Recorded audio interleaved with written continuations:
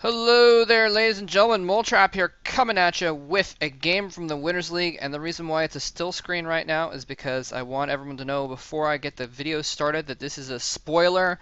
I'm going to do the last game of the set. And so if you don't want to know what happens or how many games there are or who the people in the last game are, then you're going to have to stop watching now and go watch something else. So anyway, that being said, I'm going to go ahead and move on and start the video. This is the last set of Oz versus Khan, and it's none other than Stork versus Jaedong. It has come down to an ace match. I apologize, I didn't have time to do the whole set. Plus, I'm actually doing a screen capture directly off of YouTube, which I apologize in advance if there's any quality issues with that. But it's the only option I have. There's been some VOD shortages lately, so it's been hard to get a hold of higher quality VODs. So hopefully this turns out okay.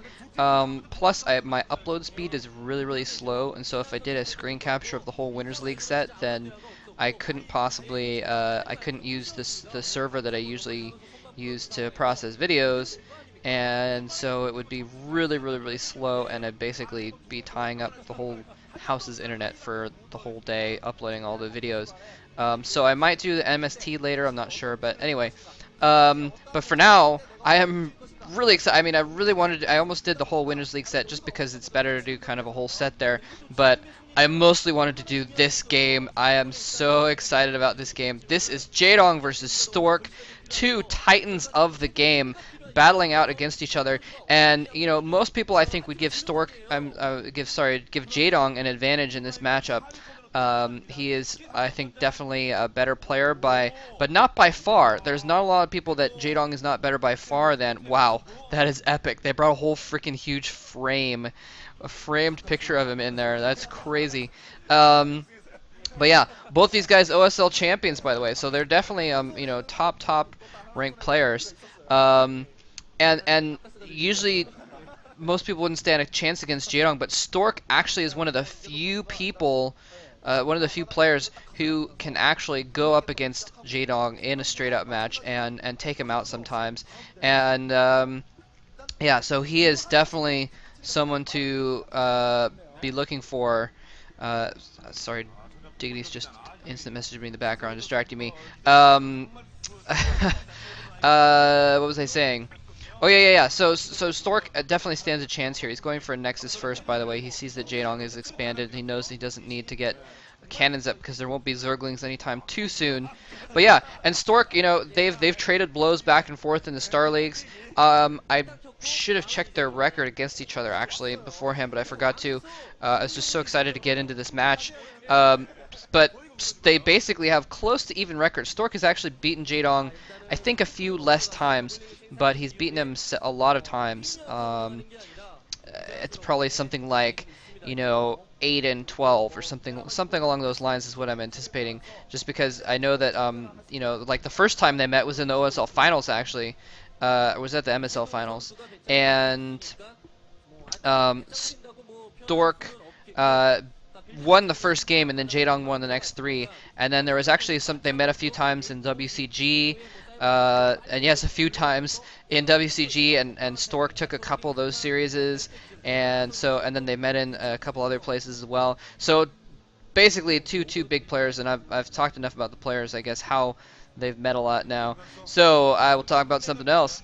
Anyway, I also heard through the grapevine that this is an epic game, so I'm looking forward to it very much. Jaedong recently, by the way, showing his dominance against some of the other top players in, of course, the MSL finals, beating Flash. And whoa, that's Zealot! What is going on? Zealot, you're sleeping on the job. Zealot just walks right by those two Zerglings who are going in to get a scout. Unfortunately, that means that they are going to get a scout, see what's going on, and kill a probe! Oh, kills one probe! Are those two Zerglings really going to kill 2 probes? That would be That would be a lot of probes to kill for just 2 Zerglings.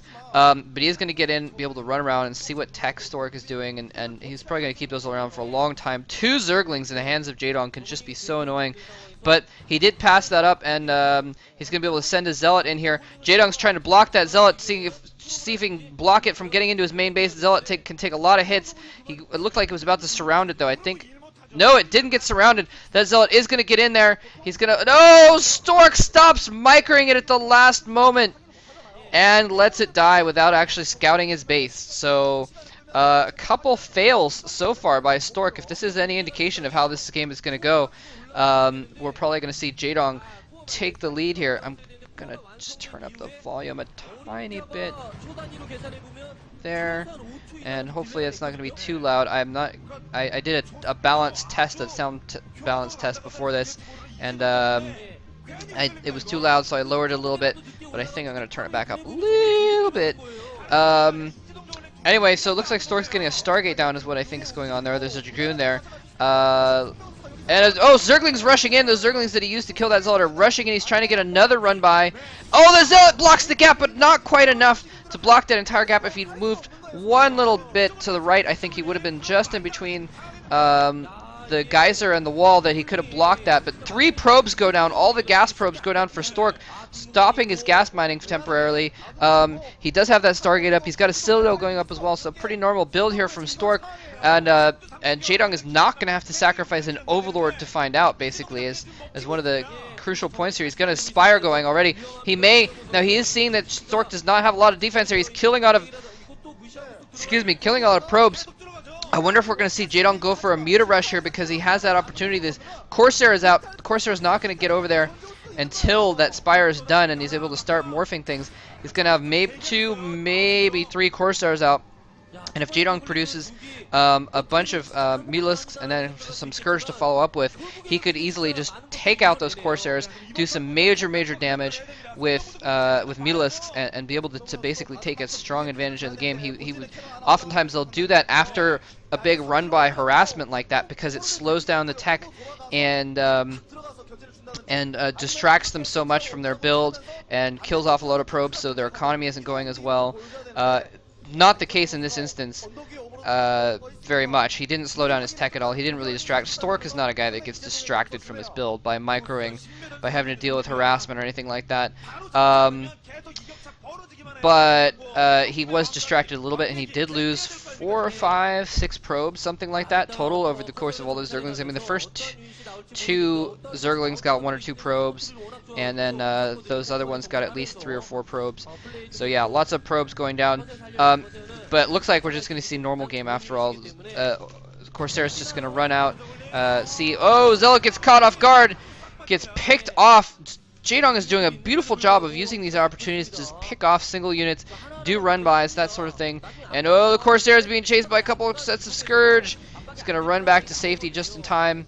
2 more Scourge are going to run back there. This is something we've been seeing a lot more, and I think actually, is he going to... watch out for the cannon, buddy.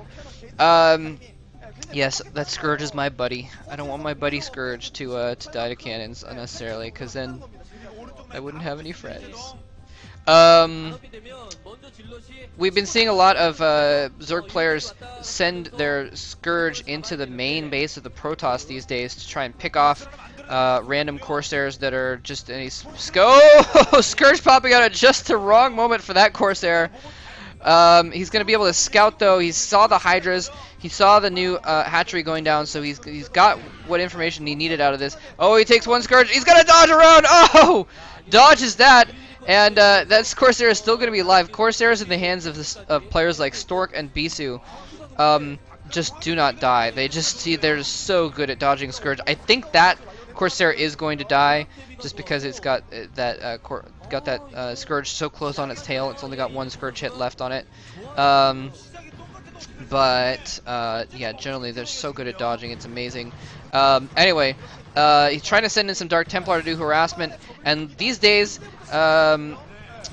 we don't see Dark Templars doing very much damage.